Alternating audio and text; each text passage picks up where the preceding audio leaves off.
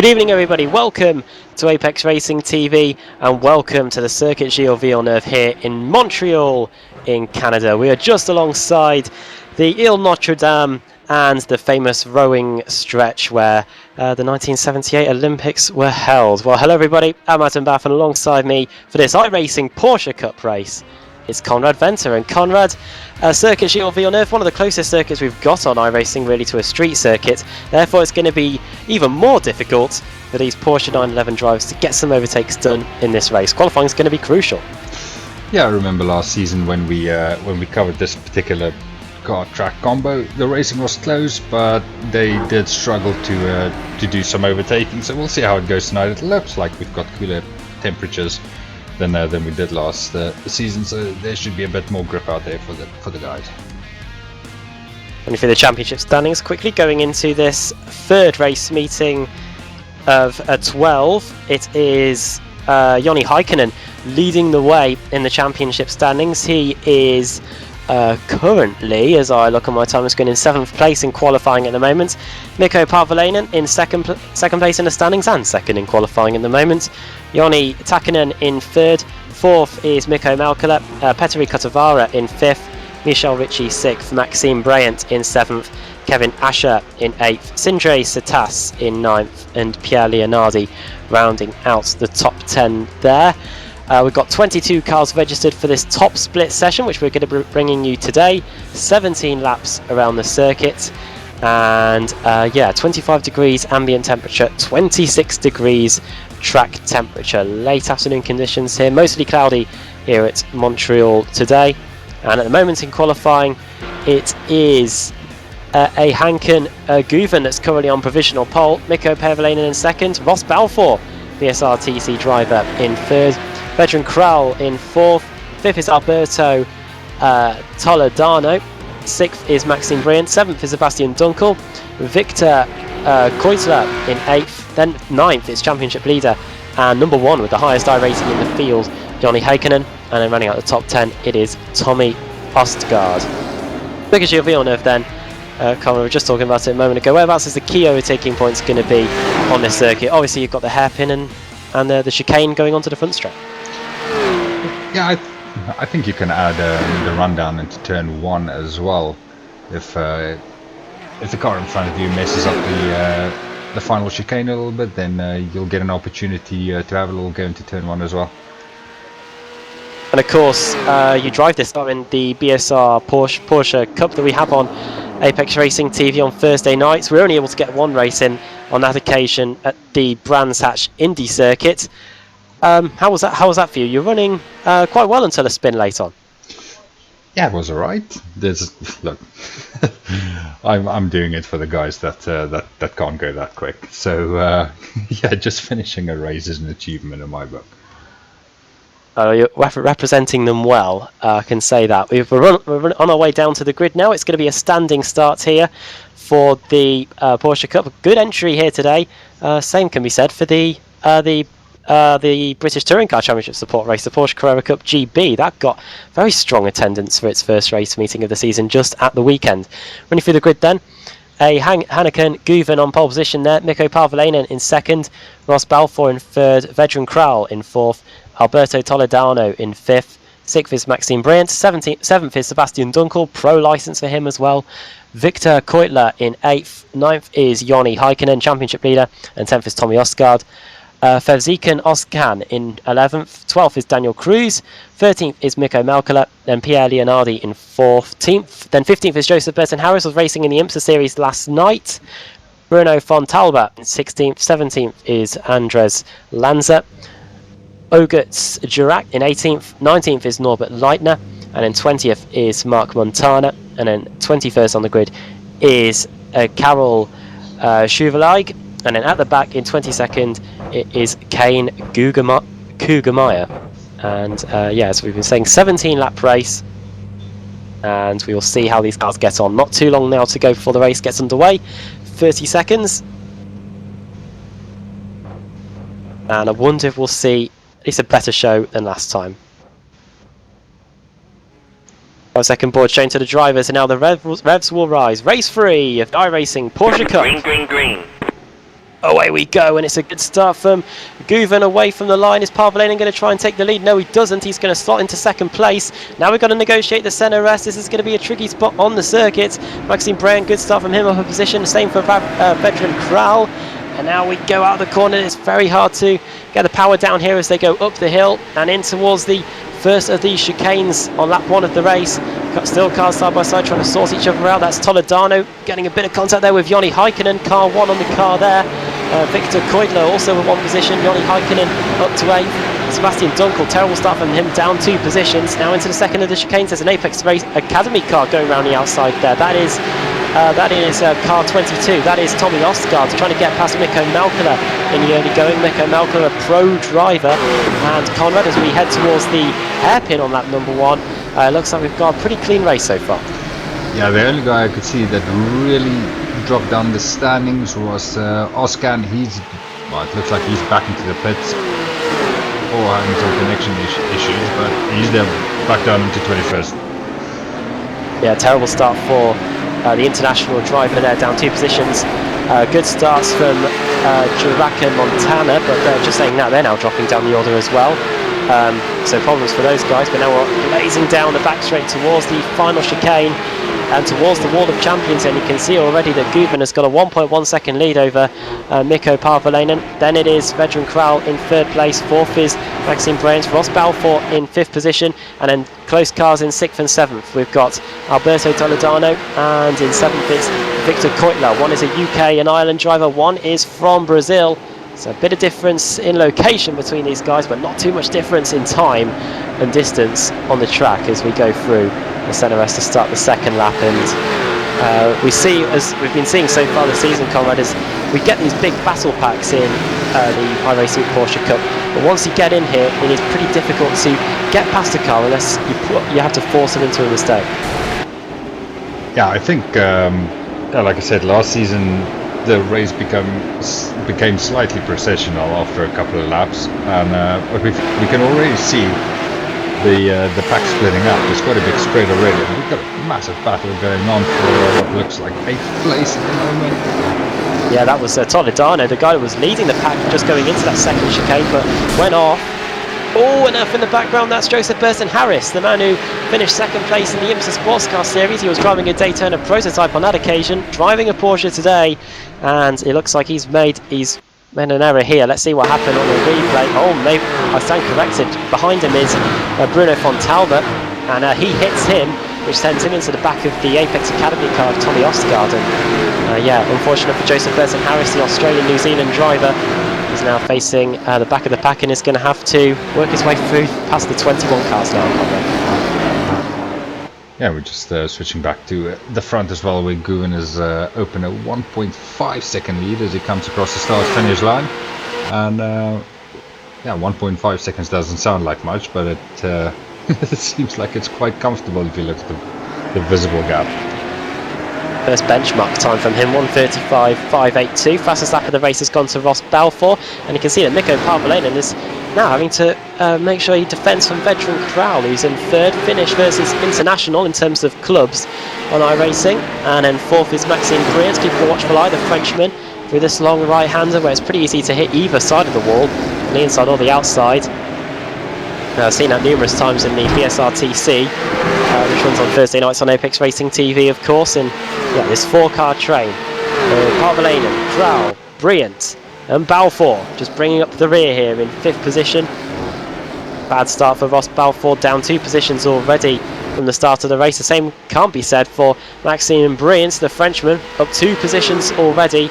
A veteran Kral also up a position as well. Those two both benefiting from the poor start made from Ross Balfour. Of course, used to be starting front-wheel drive cars in the British Sim Racers Touring Car Championship, starting a rear-wheel drive car here today. And Conrad, you drive the Jetta, front-wheel drive car there in the Club 73 Touring Car Championship, and a rear-wheel drive car in the BSR Porsche Cup. What's the difference in getting a car like this away from the line?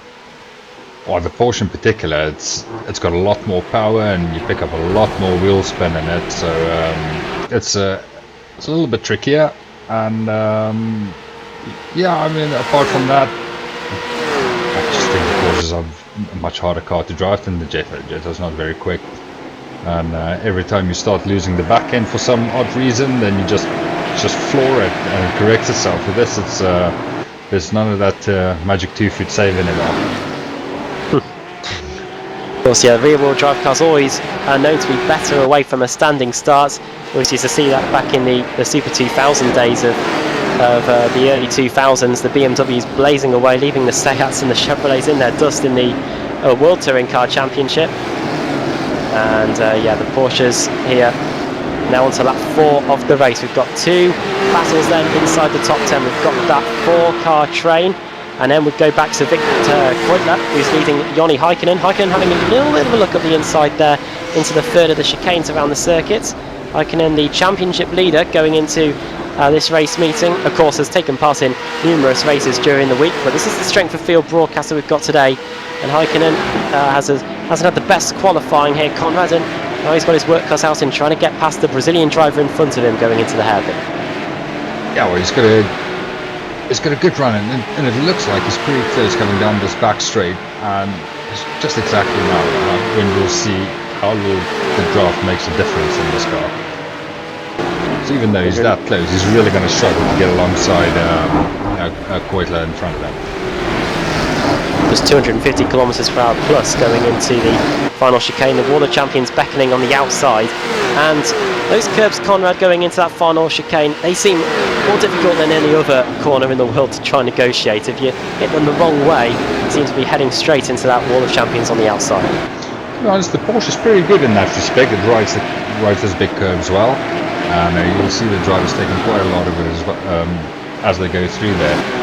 But yeah, other cars like our open wheelers are not so keen to get up onto those big curves. Yeah, this suspension in the Porsche 911 pretty springy. It bounces about lively, pretty lively, especially in the Sebring broadcast that we had a few weeks ago on Apex Racing TV on the bumpy back section of the circuit. Joni Häkkinen won't be thinking about that. He'll be thinking about here and now at Circuit Gilles Villeneuve. He'll be trying to get past Maxime Briens in front of him. More lock-up by Keutler in front of him, running wide on the exit and going towards the hairpin now. That corner they've just gone through there. Remember, Pedro Diniz had a huge incident there in the Canadian Grand Prix nearly 20 years ago. Brilliant race that was. Michael Schumacher coming out on top there, and now here comes Joni Häkkinen. Of course, fellow Finnish driver Mika Häkkinen went on to win that championship in 1998. And here he comes down a slip down the back straight, building up the speed. 250, 255 kilometers per hour, 260, 265. He just reaches as we get onto the brakes. Victor Keutler in that yellow and black Porsche, riding the curbs well in the early going, and Joni Häkkinen in that black and red Porsche. There has been an overtake though, just further back. It's Kane Kugemeyer. He's just got past Alberto Toledano, and this is another great battle we've got on our hands here. And now here comes Bruno Fontalba having a little look at the inside into the first corner. There you go, Kane Kugemeyer, Conrad. He seems to know the formula to overtake around this circuit. He's gained 11 positions so far. Yeah, if we could jump back a little bit further than we're able to on the replay, we could have picked that up.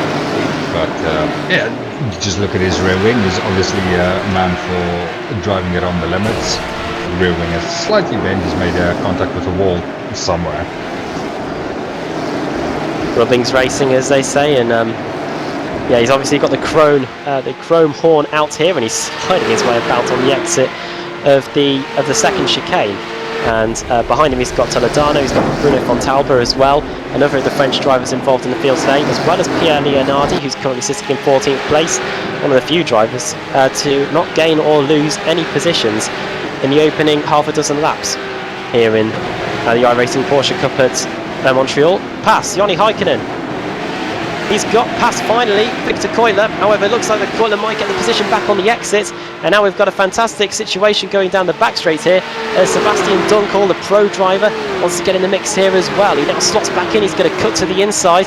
And it looks like Dunkel's got his teammate Mikko Malkola behind. Two pro drivers, pro licenses. Going into the chicane now. Victor Keutler able to hold on to his position. But a minor scare there for the Brazilian going into the hairpin at the back end of the circuit. And Conrad, just looking back, it looked like he was able to hold it round the outside, and that's one of the key defences that you've got to do if a car lunges up the inside going into that hairpin. I think in my case it's more just keeping it around the outside and giving the car on the inside as much space as you can, because you never know when he's going to miss his braking point and overshoot that corner and yeah, drive straight into the side of you. There you go. So many different ways of getting around that corner as we go into the second chicane now. Through the left, through the right, that's where Sebastian Vettel went off, of course, in that crazy 2011 race. 6 years now since that one, by the way. And now here comes Joni Heikkinen up through the gears and up through the speed. They're now into the third chicane. He's got the Brazilian right where he needs to be. He's hit the back of him, and that's just going to give him a little extra bit of momentum, Conrad, going out. That didn't really go at all well. Yeah, we were on board with Heikkinen through that corner, and you could see Goitla in front of him just getting really high up into the curves and not getting that greater exit. And Heikkinen just helping him on his way as he got a better run out of the chicane. Well, no problem for Kane Kugemeier. He was in 11th position, however he's now down the order in 16th. What happened here? He's got Alberto Toledano behind, and he just hits him and hits him again for good measure. And that is the Australian-New Zealand driver facing the wrong way, and if that rear end already didn't have enough damage, it's picked up a bit more now, Conrad. Yeah, it's easy to do around here as well with the close proximity of the walls, and you've got another Porsche right up your backside as well. There's not really much room for error in that respect. Just having a look at the front, Guven is still obviously in first place, but Pavalainen has closed that gap to just 0.7 seconds, and he's been quicker than Guven, about 0.2 of a second for a couple of laps now.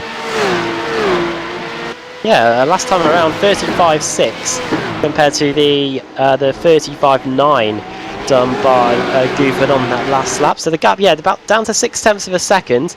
We're on lap 8 of 17, so we've just gone past, we are just about to reach the halfway mark in the race. And Guven locking the brakes going into the hairpin, and now onto the Casino Straight.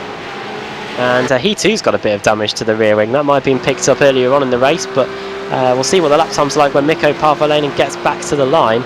And a veteran Kral 1.7 seconds behind our leader at the moment. So that battle could come about later in the race.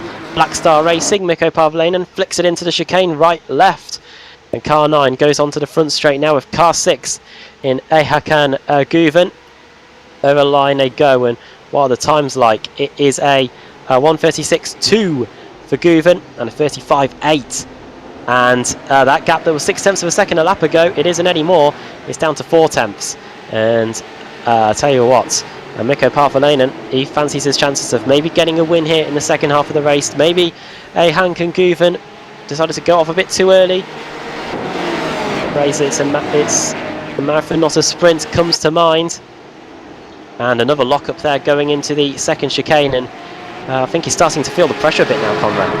Yeah, I wonder that damage he's got on the rear of the car, how much that is hindering him. Paavalainen has caught him pretty easily, actually. Now we'll have a look and see if he can do the hard bit, getting past him. Catching is one thing, passing is another. 0.3 of a second then between those two going towards the hairpin. Just seeing if there's any changes between Goitla and Heikkinen. Doesn't look like it for now, but yeah, here comes Paavalainen on the exit. This could be his first opportunity to try and get a move done. Gets a good exit out of the hairpin. And now building up the speed again. 0.4 of a second. That's down to 0.3.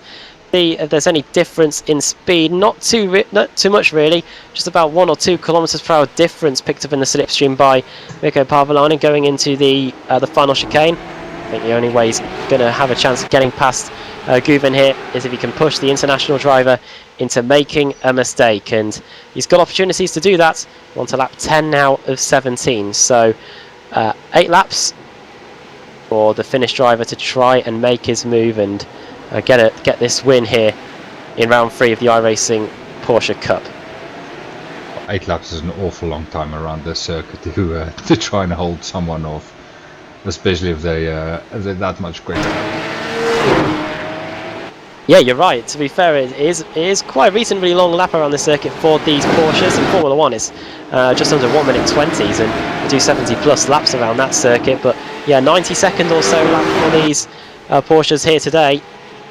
And Victor Keutler, he gets hit again by Joni Heikkinen in that battle for 6th and 7th. Car 1 starting to get a bit impatient, and there you go, Keutler runs out wide on the exit of the second chicane, and that's the opportunity that Joni Heikkinen needs. Car 1 up the inside, the red and black car trying to make his move up the inside into the third chicane, and that is going to be 6th position. He forces Keutler onto the grass, and that might give the opportunity for Dunkel. No, it doesn't. It allows Mikko Melkala through, and also the Apex Academy car of Tommy Osgaard. That's going to be soul destroying. Sitting there looking at an overtake, and then all of a sudden coming out of the corner, you've got 3 other cars coming past you. Mikko Melkala now going at it with Tommy Osgaard.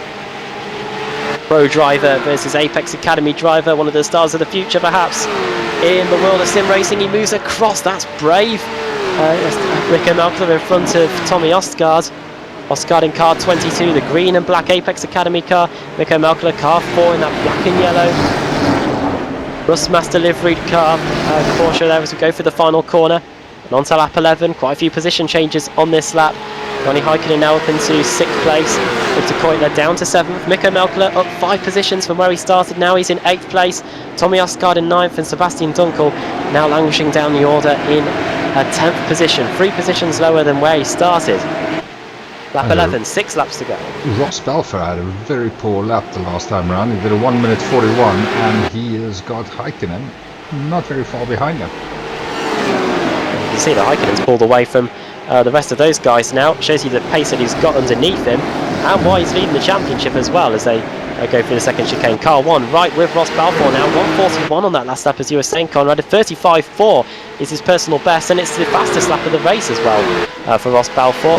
And now he's got Joni Heikkinen right behind him, Tommy Osgaard as well, all over the back of car 4, and Mikko Melkala going into the third chicane on the way to the hairpin, and that was a poor exit. But here comes Joni Heikkinen.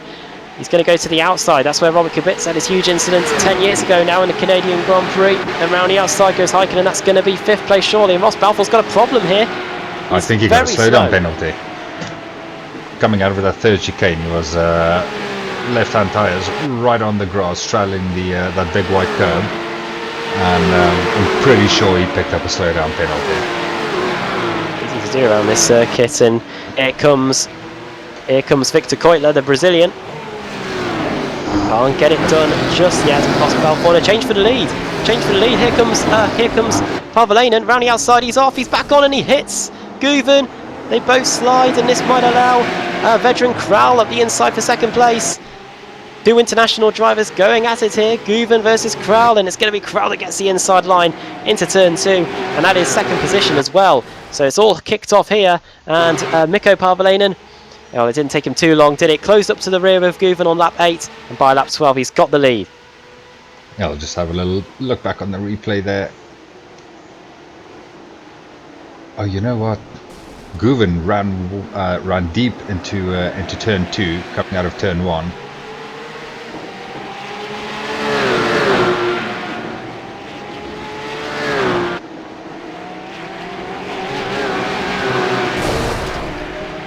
I then think he hit the wall coming out of the second or the first chicane as well, so going from bad to worse for him.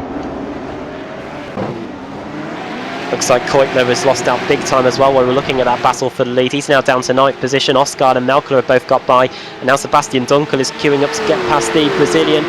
Could be contact, and there is, and Keutler spins around, and his race just goes from bad to worse here. It's going to get passed by Fontalba, by Montana, and Pierre Leonardi. So Victor Keutler down to 13th position now, 5 positions lower than where he started, and Sebastian Dunkel's lost out big time while stuck behind the Brazilian.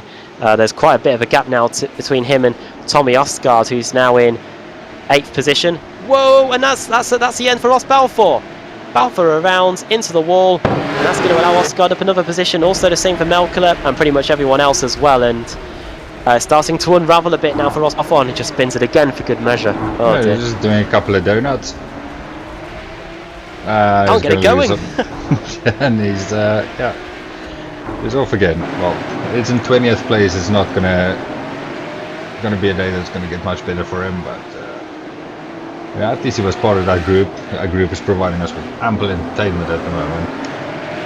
Oh no, there's an issue here. It's veteran Kral, and he's gone. Oh no, just looking back on a replay, Conrad, he wasn't second, but he gets... Oh, I can't tell what's actually happened there.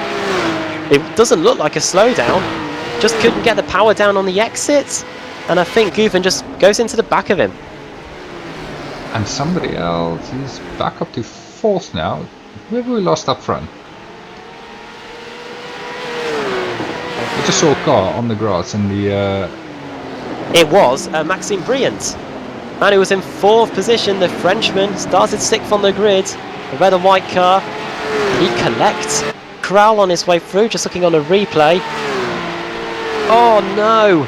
Yeah, he did. He clipped the front, and then he hit the concrete wall for good measure as well, and had no choice to retire back to the pits. Both front sections of the car completely done in. Couldn't turn the car at all, and yeah, that is the end of the Frenchman. Well, it took a little while, but it certainly kicked off on that lap, and we had a couple of front running guys dropping like flies there. Well, yeah, the second half of the race come alive. It's Bo Burner here, and on lap 14 of the race now. 4 laps to go here. And Mikko Palvelena now has a 2.6 second lead over Hanken Guven, the pole sitter. Third is now Joni Heikkinen. Great drive in the second half of the race here by Joni Heikkinen. Stuck behind Victor Keutler for so long. Finally got through and didn't look back from there. Disposed of all the cars in front of him pretty much. And is now up into 3rd position. 6 positions gained for the Finnish driver so far. And if you like patterns, it's Finnish International in terms of patterns here in the top 4. And then Scandinavia, Club Scandinavia in 5th with Tommy Osgaard, and then Finland again represented in 6th in Mikko Malkola. Sebastian Dunkel now in 7th position. Gained back those 3 positions that he lost earlier on. Mark Montana up 12 positions now in the race, up to 8th position. 9th is Bruno Fontalba up 7 positions, and Pierre Leonardi, the other Frenchman in the field, up 4 positions to 10th position. Maxime Briant, so far the only car out of the race out of the 22 that started. And that's this gap that Joni Heikkinen was in not so long ago for 8th place with Mark Montana in front of it. They've got a huge train of cars, and they are split by no more than 0.4 seconds between them. I think it's about 5-6 cars in that train. Mark Montana very, very high on the curbs there through the final chicane, nearly going into the wall of champions there. And behind him he has got Pierre Leonardi and Bruno Fontalba as well. Montana locks the brakes going into the Senna S on that 15 or 17. 3 laps to go here around this 4.36 kilometre circuit, 13 corners as well. What a race it's been, action-packed really. As you'd expect on the street circuit, it is a race of attrition. It's quite the amount of damage that some of these cars are carrying around with them. We've only got 1 car so far out of the race. Fontalba, Leonardi into the 2nd chicane. And a problem for Norbert Leitner. Leitner, who was in 13th place at the start of the lap, looks like he might have had an off at the 2nd chicane. I say off. Looks like he's been hit. Who was that? That was Kane Kugemeyer. Well, he had enough damage to the rear of the car. Now he's making sure that the front gets as much action as well. And yeah, that's a bit of a bump and run, or as Alex would call a smash and grab, I think. That's Kugemeyer up into 13th place now. I think that's one of the most frustrating things to happen to you as a driver in these races, because yeah, you're losing positions and time through no fault of your own. Leitner voicing his opinion on the chat, not too happy there.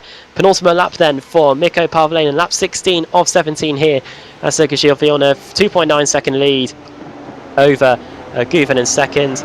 3rd is Heikkinen, 4th Kral, Osgaard in 5th, 6th is Malkola, 7th Dunkel, 8th Montana, and then it's that battle that we were looking at just a moment ago over what is 9th position. Fontalba leading Pierre Leonardi into the Senna S for the penultimate time here on lap 16. Victor Keutler closing up under braking. The Brazilian driver was up inside the top 10 earlier on, close to the top 5 even, but got forced back through contact and a minor mistake. And behind him he's got Alberto Toledano, who himself was up near the front of the pack earlier on. car 19. And he's lost 7 positions since the start of the race. Cars locking up the brakes in front of those two as they go through the second chicane and on towards the third chicane on this Montreal circuit. And this is probably a clear example of the packs that we talk about. Very close, not too much action going on as onto the grass and a lot of curb taken out by Bruno Fontalba, and around goes Victor Keutler. Goes to the commentator there talking about him too much, and that seems to have an effect on the driver, and Victor Keutler is going to lose more positions here, down to 16th. Oh yeah, and one of our early guys who had trouble early on in the race, Joseph Burton Harris, has managed to pass him as well. Burton Harris, after all, that is back where he started. He's up in 15th place. Side by side in the background as well. That was Ogutz Durac. Going to get past Carol Schuervelag. And now the white flag is out for our leader, Mikko Parvalainen. Final lap of the race. And good job from him so far today. Joni Heikkinen now in third. He's going to surely round out the podium as long as he doesn't make a mistake around this final 4 kilometres of the circuit. Yeah, we've got a bit of action for 9th place as well with Fontabla and Leonardi. Here come then, can Kane Kugelmeyer try and get up the inside here into the first of the chicanes? Lock up there for Pierre Leonardi. Toledano fancies his opportunity of taking a final spot inside the top 10 here through the long right-hander. You can see them flying out wide. Not too much grip in the closing stages. Lock up from one of the drivers in front. That was Bruno Fontalba. A great free car scrap here for the final spot inside the top 10 as we start the final half a lap down this short straight towards the third of the chicanes. And this might be a last corner move here by Alberto Toledano, taking all the curbs, running it out wide to the concrete wall on the exit. Pierre Leonardi not moving across just yet to defend. Just waiting to see if Toledano's going to look up the inside. Kugelmeyer is. And oh no, that's a disaster. 3 into 1 doesn't go. A silly move.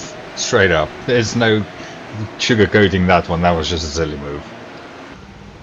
One person who hasn't made any silly moves. It's Mikko Parvalainen. He's going to take the checker flag and win race 3 of the iRacing Porsche Cup. Second for Hanken Guven. And who's going to take that final spot inside the top 10 then? 9th, it's going to be Kane Kugelmeyer. Somewhat. I think he's going to be catching the first flight out of here. I think he's annoyed quite a few drivers today. Norbert Leitner, one of them, and possibly Toledano and Leonardi. But he will come through and take that final spot inside the top 10 and will claim joint highest mover in the field. 12 positions gained from him as well as Mark Montana. Ross Balfour going to come across the line now and take what is 16th place. One of the sufferers today will claim fastest lap. Unfortunately, no points are given for that, and everyone else just coming across the line. Ogutz Durac and Carol Schuervelag rounding out the 20-car field, and 21st for Andres Lanza and Maxime Briant early on. Conrad, wow, like Gilles Villeneuve, it might not have brought too much overtaking, but the amount of mistakes that we saw that the drivers were making and the contact as well turned into a pretty entertaining race. Yeah, it certainly delivered a lot more than the same race last season, and yeah, it was pretty good. But for all the action that we saw, we only lost 1 driver through the whole field, which is a lot better than last week as well when we were around Bathurst, and I think we lost about 1/3 of the field there by the end of the race. Yeah, you would think that these Porsches were Kia Optimas, the way they were able to carry on after all the contact. Let's run you through the finishing order then. Mikko Parvalainen takes the win. Second for Hanken Guven, the pole sitter. Third for Joni Heikkinen, one of the drives of the race, I think. Vedran Kral in 4th. 5th for Tommy Ostgaard. 6th for Mikko Melkala, the pro driver. 7th, another pro driver in Sebastian Dunkel. 8th, Mark Montana. 9th, Bruno Fontalba. And Kane Kugelmeyer was up and then down and then back up again to get that final spot inside the top 10. 11 for Alberto Toledano. He managed to survive that contact with Kugelmeyer going into the hairpin. 12 for Fevzikan Ozkan and Pierre Leonardi finishing in 13th. 14th for Norbert Leitner. 15th Joseph Burton Harris. He was able to get back to where he started after spinning the hairpin earlier on. 16th for Ross Balfour. 17th for Daniel Cruz. 18th for Victor Keutler, the Brazilian. Just had a terrible race, really. 19th for Oguts Dirac and Karol Sherloweig in 10th, and 20th, I should say. 21st for Andres Lancer, and yeah, Maxime Briant. Really unfortunate. Clipped veteran Kral, who had spun on the exit of the second chicane and collided with the concrete wall on the outside, and he finished in 22nd place in the end after being in the pits for 7 minutes. Well then, we're pretty much done here at Circuit Gilles Villeneuve, but make sure you can join us at 2 AM British Summer Time, 3 AM Central European Time for the penultimate race meeting of the Extreme Motorsports Ricmatech Sports Car Series. This time we're heading to Virginia International Raceway, complete opposite really of this circuit here, Circuit Gilles Villeneuve. Vast amounts of grass runoff area, and I'm sure that the Ford Mustangs and the Mazda MX-5s are going to be using a lot of that. So don't bother going to bed, stay up and stick around with us for the Extreme Motorsport Ricmatech Sports Car Series. But from here, Circuit Gilles Villeneuve, that is all from us here today. My thanks to Conrad for being with me in the comms box and on the cameras as well, and a fantastic job for Mikko Parvalainen. Started second on the grid, got up to the front, got past a Hanken Guven, and he was able to take the win. We'll see you next week as the iRacing Porsche Cup continues. Bye for now.